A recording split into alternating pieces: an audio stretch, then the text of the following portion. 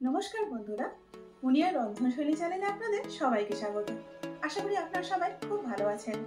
বন্ধুরা, আজকে নিয়ে এসেছি জিভে জল আনা সুস্বাদু, সুগন্ধি এবং সম্পূর্ণ নতুন স্বাদের স্পেশাল হোমমেড মশলায় তৈরি চিকেন কারি। যদি আপনারা সাধারণ চিকেন কারিকে অসাধারণ এবং অতুলনীয় স্বাদে করে তুলতে চান, তাহলে কিন্তু এই হোমমেড মশলাটা দিতেই হবে। আর শুধু তাই নয়, নতুন রাঁধুনি যারা তারাও যদি চিকেন কারিতে এই মশলাটা ব্যবহার করেন, তাদের চিকেন কারিটা কিন্তু হবে ফাটাফাটি। এখন দোকান থেকে আর চিকেন মশলা না কিনে বাড়িতেই তৈরি করে ফেলুন এই স্পেশাল মশলা।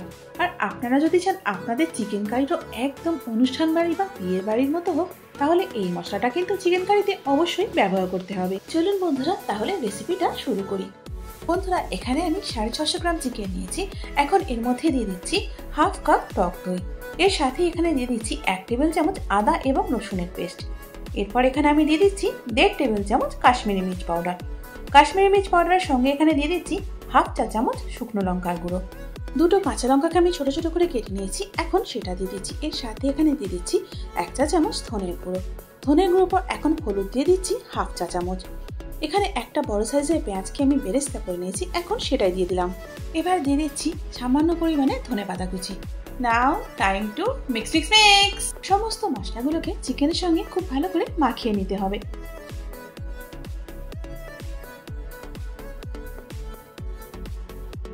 দেখুন, এখানে মশলাগুলো চিকেনের সঙ্গে খুব ভালো করে আমি মাখিয়ে নিয়েছি। এবার এটাকে আমি এখন সাইডে সরিয়ে রাখছি। আর চলুন এবার তৈরি করবো আমাদের সেই স্পেশাল মশলাটা। সেই জন্য এখানে আমি নিয়েছি 4 ভাগের 1 ভাগ জয়িত্রী, হাফ চা চামচ গোলমরিচ, 1 টুকরো স্টার অ্যানিস বা ফুলচক্রি, 1 টুকরো দারচিনি, 4টে ছোট এলাচ এবং 3টে লবঙ্গ। এগুলোকে আমি এখন প্যানের মধ্যে দিয়ে দিচ্ছি। লো হিটে এই মশলাগুলোকে সুগন্ধ ছাড়া অবধি ভেজে নেব। এখানে মশলাগুলো সুগন্ধ বেরোনো অবধি আমি ভেজে নিয়েছি। এখন ইন্ডাকশনটা বন্ধ করে দিয়েছি। এবার এর মধ্যে আমি দিয়ে দিচ্ছি একটা জায়ফলের 4 ভাগের 1 ভাগ, আর দিয়ে দিচ্ছি হাফ চা চামচ কাশ্মীরি মির্চ পাউডার। এবার মশলাগুলোকে ঠান্ডা করে আমি পাউডার করে নেব। বেরেস্তার যে তেলটা ছিল সেখান থেকে আমি 3 টেবিল চামচ তেল কড়াতে দিয়ে দিয়েছি। এখন এর মধ্যে আমি দিয়ে দিচ্ছি 1 টেবিল চামচ ঘি। ফোড়নের জন্য এখন এখানে দিয়ে দিলাম একটা তেজপাতা আর হাফ চা চামচ জিরে। এখন ফোড়নগুলোকে সুগন্ধ বেরোনো অবধি একটুখানি ভেজে নেব। এখন এর মধ্যে দিয়ে দিচ্ছি ম্যারিনেট করে রাখা চিকেনটা। এখন মিডিয়াম হিটে চিকেনটাকে ভালো করে কষিয়ে নেব এই 4 থেকে 5 মিনিটের জন্য। এখন ইন্ডাকশনের হিটটাকে একেবারে লোতে করে চিকেনটাকে ঢেকে দিয়ে 80% পর্যন্ত সেদ্ধ করে নেব। প্রায় 15 মিনিট পর আমি এখন চিকেনের ঢাকাটা খুলে নিচ্ছি। দেখুন, চিকেনে এখনো পর্যন্ত কিন্তু আমি নুন দিইনি, তাও কিন্তু চিকেনের থেকে কতটা জল বেরিয়েছে। আবারও একবার চিকেনটাকে ভালো করে নাড়াচাড়া করে নিচ্ছি।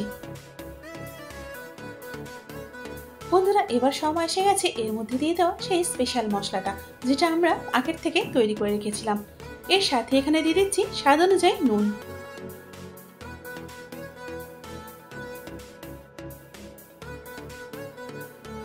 মশলা এবং নুনটা দেওয়ার পর চিকেনটা আবারও একবার ভালো করে নাড়াচাড়া করে নিচ্ছি, যাতে করে মশলা এবং নুনটা চিকেনের সঙ্গে খুব ভালো করে মিশে যায়। আর বন্ধুরা, এই মশলাটা দেওয়ার সাথে সাথে ঘরটা একদম সুগন্ধতে ভরে উঠলো। এখন চিকেনটাকে আবারও চাপা দিয়ে বাকিটা সেদ্ধ করে নেব। প্রায় মিনিট 10 পর এখন ঢাকাটা খুলে নিলাম।